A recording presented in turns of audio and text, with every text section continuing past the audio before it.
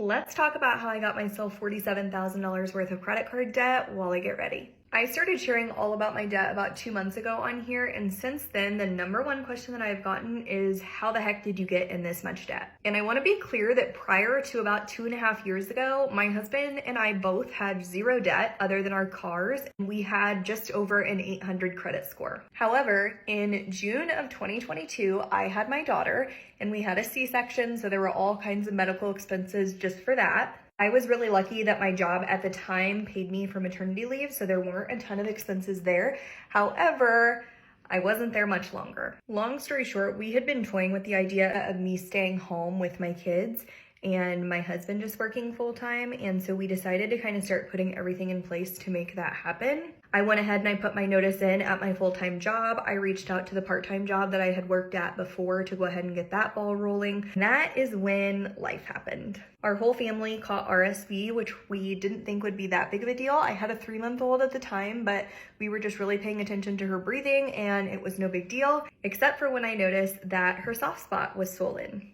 We took her into urgent care and she was admitted to the hospital with meningitis. After a hospital stay, a number of tests, and me not being able to start work, expenses started adding up very quickly. Around this time, our insurance also stopped covering my son's speech therapy, and so we had to start paying out of pocket for that, which he went to 3 times a week. And then just about the time we were starting to get caught up now that I was working again, my daughter had to be admitted to the hospital again for monitoring for some possible seizure activity. If you're still with me, we're now in January 2023, so of course a new insurance cycle. Next up, we got a notice from our mortgage company that because taxes and insurance had gone up, and taxes went up significantly in our area, that our mortgage payment was going to be increasing almost $500 a month. Unfortunately for us, that is about all of the extra money that we had at that point because I had switched to working only part-time. Kind of toyed with the idea of me going back full-time, but because of daycare costs in our area, I would be only bringing home about $200 or $300 a month after we sent our kids to daycare. And regardless of if that's a good financial decision or not, it didn't make sense to us. All this time, we have been in speech therapy 3 times a week, but thankfully insurance at least covers the first 20 visits a year. So we got an extra 20 visits come January 23. Around this springtime, I started noticing some funky things going on with one of my kids eating.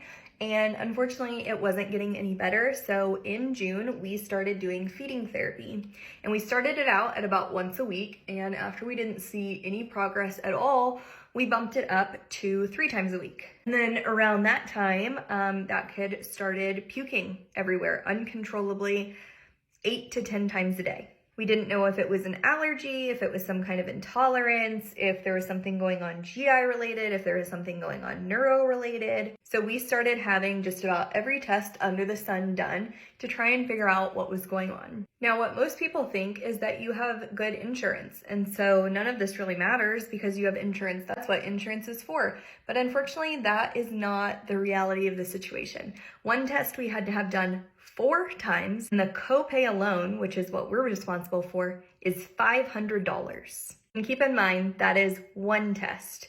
We had to have basically every single test that there was, we have done. After a bunch of tests and a series of trial medication, we finally figured out what was going on, and we were finally able to start feeding therapy again, except this time we needed it 4 times a week. And keep in mind, each one of those visits has a copay. Now, one of the things I briefly mentioned, but that you may have forgotten, is that during this time, all of our extra money was going towards our mortgage. So any kind of copays, groceries, birthdays, Christmases, anything like that was going on a credit card. And that's on us. I take full responsibility for that. We probably should have figured out something a long time ago so that we weren't this far in debt. But this was probably the most stressful time in my entire life. We had speech therapy 3 times a week. We had feeding therapy 4 times a week. I was still working about 30 hours a week, and I didn't feel like I had enough time in my day to even think. So I want to be so clear. I'm not saying that I'm blameless in this situation. We could have made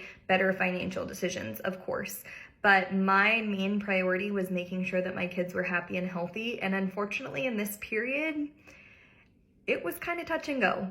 Because I know that we could have made different financial decisions. I could have gone back to work full time. There's all of these things that we could have done. That's why I will never start a GoFundMe, because it's not anybody else's problem. It's the choices that we made and the decisions that we made that we thought were best at the time. And now we're in this spot. So we will dig ourselves out. It's just going to take a while. I'm just thankful that during this really trying time with both of my kids that I was able to be home with them and take them to all of the appointments and get them all of the help that they needed. And now they're both thriving. At the end of the day, that's all that matters.